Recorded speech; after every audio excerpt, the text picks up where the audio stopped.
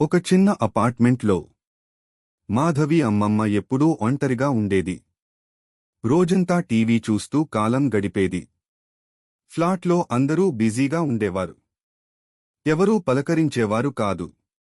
ఒకరోజు వినయ్ అనే కొత్త వ్యక్తి అదే అపార్ట్మెంట్లో ఫ్లాట్ కొనుక్కున్నాడు. తలుపు తట్టిన ప్రతి ఇంటికి స్వీట్స్ ఇచ్చాడు. మాధవి ఇంటి తలుపు కొట్టాడు. మాధవి తలుపు తెరిచి ఆశ్చర్యపోయింది. ఏళ్ల తరువాత ఎవరో తలుపు తట్టారు అనుకుంది.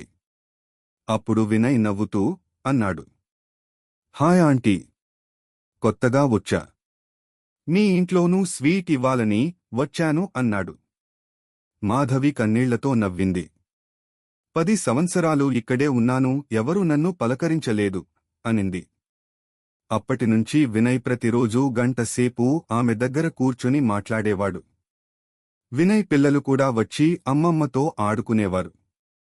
ఒంటరితనం పోయింది. ఆమె ముఖంలో చిరునవ్వు తిరిగింది.